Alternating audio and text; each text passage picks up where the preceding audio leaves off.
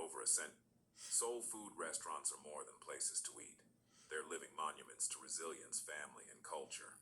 For over a century, these kitchens have served up more than just meals. They've fed freedom fighters, comforted communities, and preserved recipes passed down through generations. From tiny diners in the Arkansas Delta to legendary spots in Harlem, these 10 restaurants have survived segregation, economic hardship, and the test of time. Their stories are woven into the fabric of Black American life, and their food still tastes like home. Dooky Chase's started in 1941 as a small sandwich shop, but under the guidance of Chef Leah Chase, the queen of Creole cuisine, it became one of the first Black fine dining restaurants in America. Leah's gumbo was legendary, a rich, soul-stirring bowl, packed with seafood, chicken, and sausage that could make you cry with joy. Her fried chicken and red beans brought comfort, but her courage brought change. During the Civil Rights Movement, Dr. Martin Luther King Jr. and Freedom Riders gathered upstairs planning protests over plates of Leah's cooking. She fed the revolution, one meal at a time.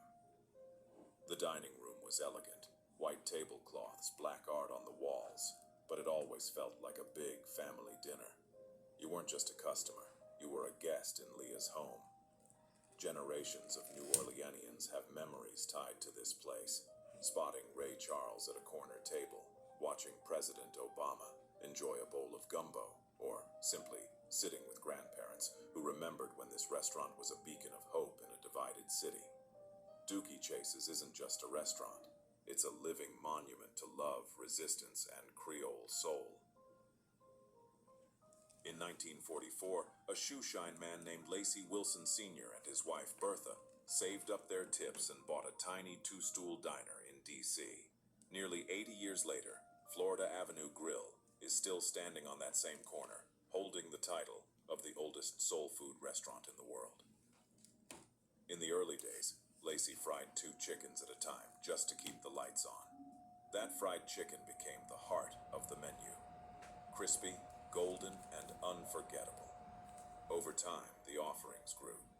Fish and grits for breakfast, collard greens simmered low and slow, peach cobbler that tasted like Sunday at Grandma's house. The diner itself is narrow and no frills, a long formica counter, stools facing an open kitchen, walls plastered with autographed photos of everyone from cab drivers to Congress members. But what made it special wasn't the decor. It was the feeling. During segregation, this was a safe haven, a place where Black Washingtonians could sit down and be treated like family when the rest of the city turned them away. 3 generations have eaten here after church, sharing hot muffins and gravy-smothered chicken. It wasn't just food. It was home in a city that often wasn't. Since 1946, the Four Way has been serving soul in Memphis's historic Soulsville neighborhood. Opened by Clint and Irene Cleaves, Clint was once a chauffeur for the city's mayor. It started as a little lunch counter attached to a pool hall and grew into a Memphis legend. The menu is full of southern staples done right. Fried catfish sandwiches, crispy and hot with fries on the side, slow stewed turnip greens, and fried green tomatoes that crunch with every bite.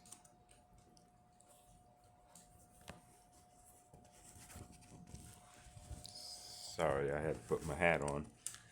Didn't want y'all to see my crazy bald head.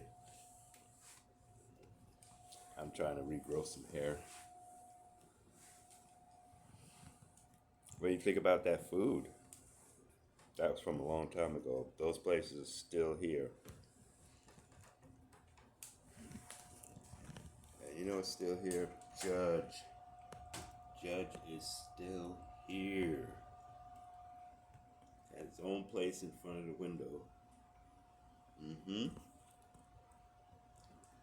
lot of new growth up there. Let's turn the light on for you.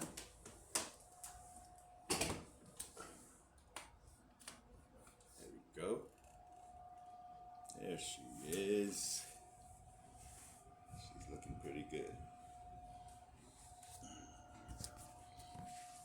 hold on. Back to the video.